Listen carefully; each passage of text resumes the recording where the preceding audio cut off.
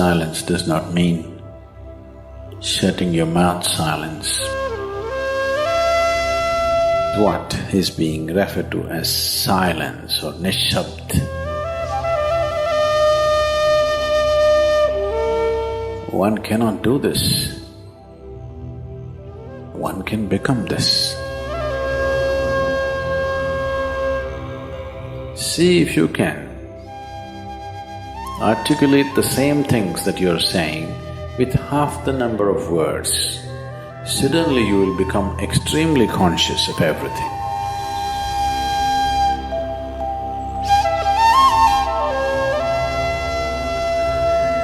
The wind makes its own sound. So does the water.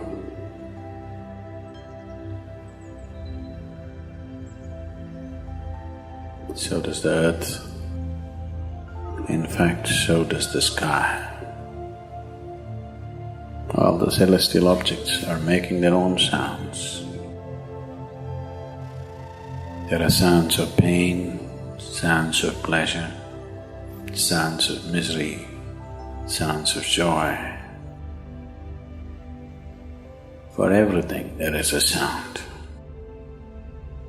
In human life, it's very true. Sounds of life, and there are sounds of death, and there are even sounds of silence.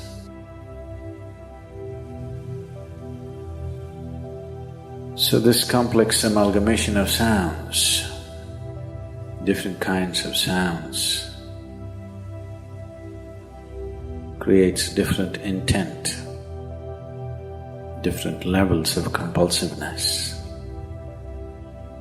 different levels of bondage, and different possibilities of entanglement.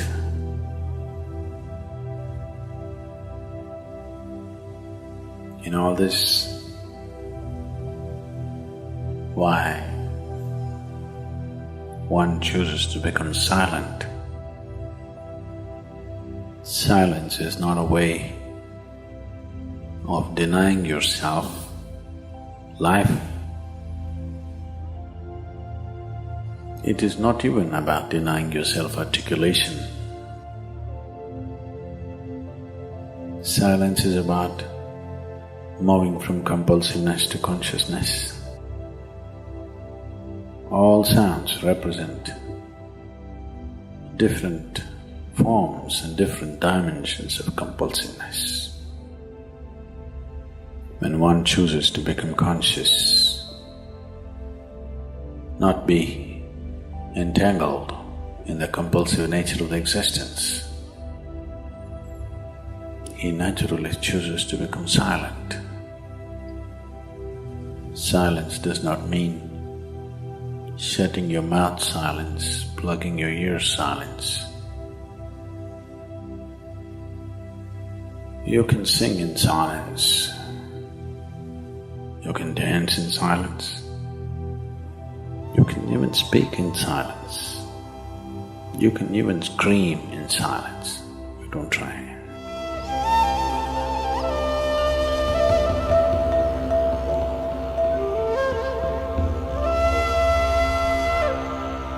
That does not mean when everybody is silent you scream. That is not screaming in silence.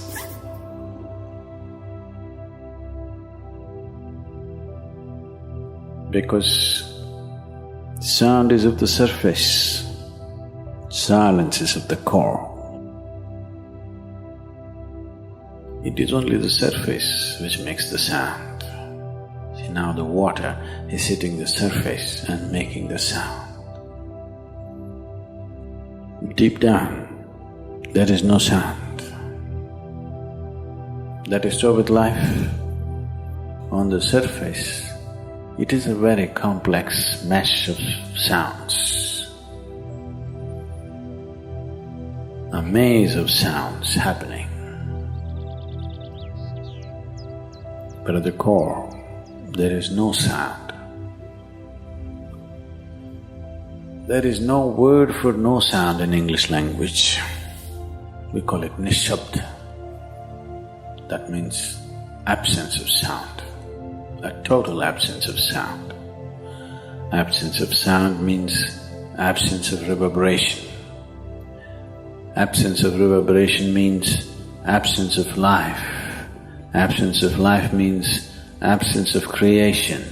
Absence of creation means absence of the Creator too. So a space which is beyond creation and Creator, a dimension which is beyond life and death, that is what is being referred to as silence or nishabd.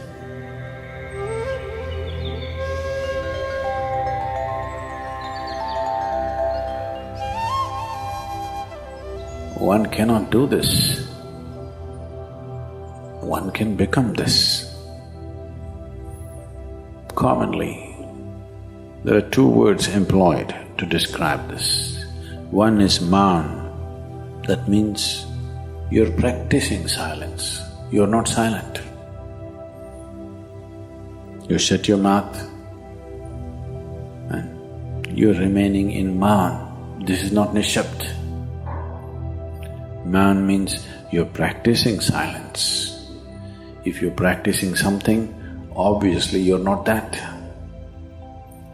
Are you life or are you practicing life? I'm asking you. Are you life or are you practicing life? Practicing life? No, your life. Maybe not very well practiced, but your life. Similarly, there is a difference between practicing silence and becoming silence. Practicing silence starts as a certain restriction. But slowly, as one practices silence, one can possibly become silent. One can become silent in intense activity, but nobody can keep up intense activity forever. Moments of intense activity are only moments, nobody can sustain it. You'll expend yourself. Only if you can achieve it in inactivity, it is sustainable. If something is possible only in intense activity, it is never sustainable. In a very intense and ecstatic moment of singing, somebody may become or taste a moment of silence. But how long can you keep it up? Your throat will tear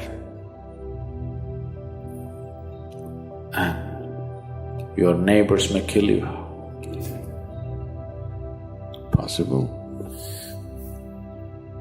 So this possibility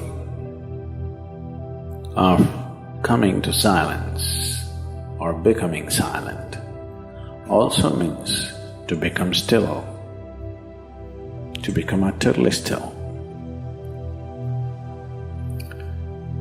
Stillness can be achieved in so many ways. If you watch a snake, he's still. If you watch a tiger which is on a hunt, absolutely still, charged but still. These are all different dimensions of stillness practiced for survival. If a snake moves too often, he'll get killed. If a tiger does not know how to be still, he'll never get his food. These are all acts of survival. A human being, for survival, he has to be active. Only when his vision falls upon something which is beyond survival, then he will think of stillness. Then he will understand as he observes himself, as he notices the complexity of one's compulsions. He understands the only way to solve it is to become still, to train this body, to train this mind, to become still.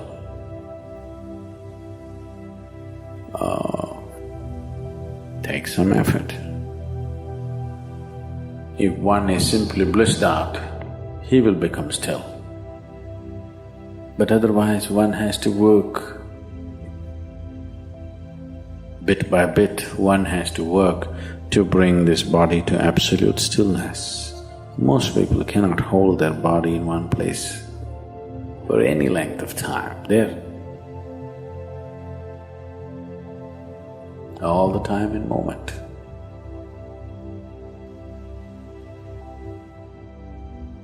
As it is said, a man is ill only because he does not know how to be still. Because in stillness, you're in touch with a dimension way beyond creation. Once one is in touch with that, there is no such thing as illness. If I sit here and the body rots and falls down, still there is no illness, it's just there.